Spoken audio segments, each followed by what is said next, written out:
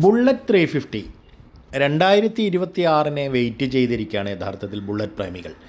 ഇപ്പോൾ ഞാനടക്കം സാധാരണഗതിയിൽ പലപ്പോഴും എനിക്ക് പറ്റാറുള്ളൊരു പറ്റാണ് ഒന്നുകിൽ നവംബറിൽ ഡിസംബറിലൊക്കെ നമ്മുടെ ഒരു അവധികളുമായിട്ടൊക്കെ ബന്ധപ്പെട്ട് നമ്മൾ നാട്ടിലുള്ള സമയത്ത് ഇതേപോലെ ഇയർ എൻഡിങ്ങിൽ പോയിട്ട് നമ്മൾ വണ്ടികൾ പർച്ചേസ് ചെയ്യാറുണ്ട്. അങ്ങനെ പല അബദ്ധവും നമുക്ക് പലപ്പോഴും പറ്റിയിട്ടുണ്ട്. യഥാർത്ഥത്തിൽ കാറുകളെടുത്തപ്പോഴും ഇതേപോലെ ബൈക്കുകളെടുത്തപ്പോഴൊക്കെ ഇതേപോലെ പലവട്ടം നമ്മൾ ആവർത്തിക്കപ്പെട്ടുള്ള സംഗതിയാണ്. കാരണം ആ സമയത്തെ ആവശ്യം മാത്രം നോക്കി ചെയ്യാറാണ് പതിവ്. പക്ഷേ 2026 അങ്ങനെ ആയിരിക്കില്ല. കാരണം ഇതുവരെ ചെയ്ത കാര്യങ്ങളിൽ നിന്ന് അല്പം വ്യത്യസ്തത വേണമല്ലോ. അപ്പോൾ അതിനു വേണ്ടി തന്നെ തീർച്ചയായിട്ടും നമ്മൾ 2026 മോഡൽ ബുള്ളറ്റ് 350 എടുക്കാൻ വേണ്ടി വെയിറ്റ് ചെയ്യുകയാണ്.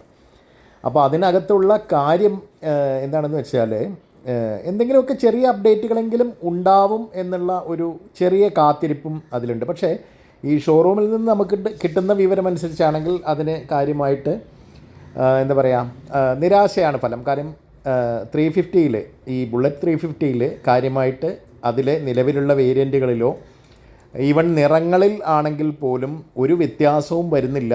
നിലവിലുള്ള ലൈനപ്പുകൾ അതേപോലെ തുടരുമെന്നാണ് പല ഷോറൂമുകളിൽ നിന്നും നമുക്ക് കിട്ടിയ വിവരം. ഇപ്പോൾ കാര്യമായിട്ട് ബുള്ളറ്റിൻ്റെ റോയൽ എൻഫീൽഡിൻ്റെ ആ ഒരു സൈറ്റിലും നമുക്ക് ഇത്തരം വിവരങ്ങളൊന്നും അവൈലബിളുമല്ല. ഒരു പക്ഷേ ചെറിയ തോതിൽ ഒരു 1500 മുതൽ 5000 രൂപ വരെയൊക്കെയുള്ള വിലയിലുള്ള വ്യത്യാസം കുറയാനല്ല കൂടാനാണ് സാധ്യത എന്നും അറിയുന്നുണ്ട്.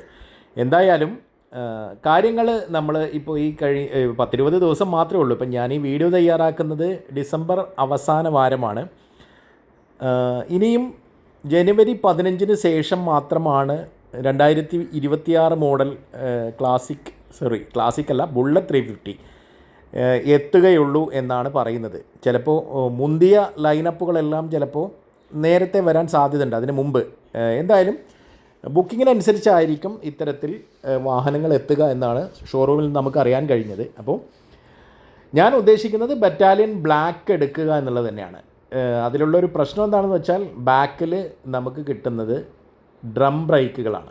അപ്പോൾ ബ്രേക്ക് ലേശം കുറയും. അത് എത്ര കണ്ട് കുറയും എന്നുള്ളത് അതിനെപ്പറ്റി പഠിക്കേണ്ടിയിരിക്കുന്നു. എന്തായാലും ആ ഒരു വണ്ടി നമുക്ക് ഇതുവരെ ടെസ്റ്റ് ഡ്രൈവിന് കിട്ടിയിട്ടുമില്ല. അപ്പോൾ സ്റ്റാൻഡേർഡിലാണെങ്കിൽ 2 ചാനൽ ABS വരുന്നുണ്ട്, ഡ്യുവൽ ചാനൽ ABS. അപ്പോൾ സ്റ്റാർട്ടിംഗ് വേരിയൻ്റായ ബറ്റാലിയൻ ബ്ലാക്കിൽ സിംഗിൾ ചാനലാണ്.